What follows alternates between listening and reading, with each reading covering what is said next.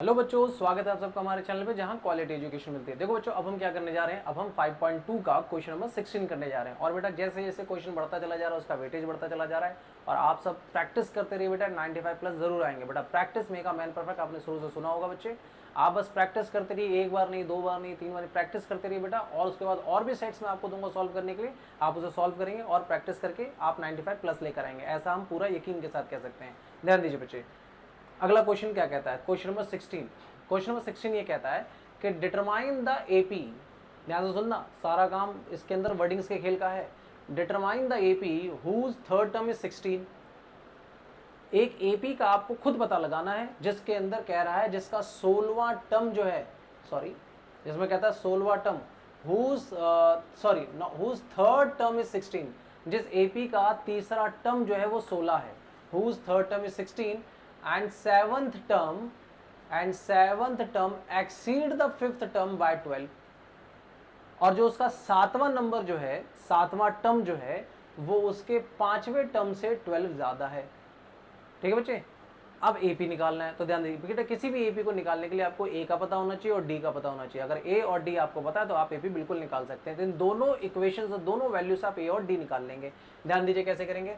Whose third term is 16, तो देखिए बेटा सॉल्यूशन में हम क्या करेंगे, आपको क्वेश्चन कह रहा है हुज थर्ड टर्म इज 16 यानी a3 यानी a plus 2d is equal to 16, यानी इसका तीसरा नंबर 16 है तो मैं ऐसे कह सकते हैं तीसरा नंबर a थर्ड क्या हम कह सकते हैं a plus 2d is equal to 16।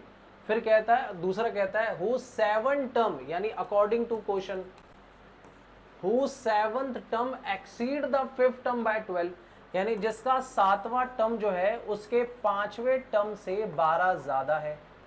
उसका जो सातवां टर्म है, सातवां नंबर उसके पांचवें नंबर से 12 ज्यादा है। तो इसको सॉल्व करने के लिए क्या करेंगे बेटा, a7 का फॉर्मूला क्या बनेगा, a प्लस 6d बनेगा, माइनस इसको ब्रैकेट में कर देंगे a5 का फॉर्मूला a प्लस 4d बनेगा, दैट इज 12। सॉल्व करेंगे इसको a प्लस 6d, इसको खोल के करेंगे माइनस, ये भी माइनस का हो जाएगा 4d is equal to 12।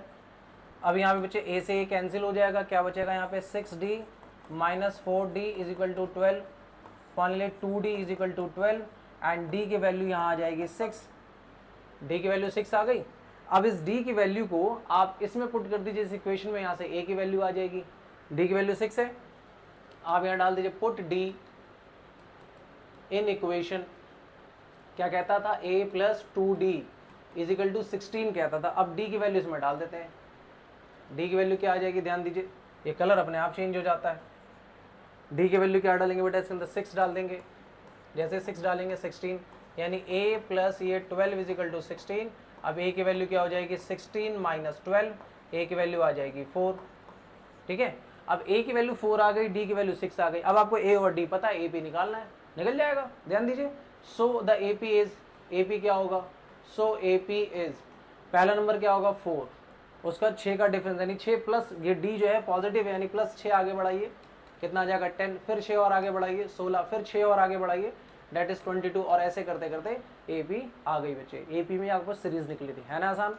But अगर आपने पहले के क्वेश्चन अगर आपने सॉल्व किए होंगे तो इस क्वेश्चन को कोई दिक्कत नहीं आएगी, इस क्वेश्चन को करने में बिल्कुल ईजी है। तो बेटा पहले मैं रिक्वेस्ट करूंगा कि आप पहले के क्वेश्चन आप सॉल्व कीजिए, तब जाके आप इस क्वेश्चन पे आएगा, बड़ा इजी हो जाएगा और 95 बिल्कुल आराम से आएंगे बच्चे। ठीक है, ध्यान दीजिए, आई होप इसमें क्वेश्चन में कोई डाउट नहीं रहा होगा। फिर भी अगर कोई भी डाउट रहता है आप हमसे कमेंट सेक्शन में बात कीजिए, हम पूरे क्वेश्चन को सॉल्व कराने की पूरी कोशिश करेंगे। ठीक है बच्चे, मिलते हैं अपने नेक्स्ट वीडियो में, तब तक के लिए बाय।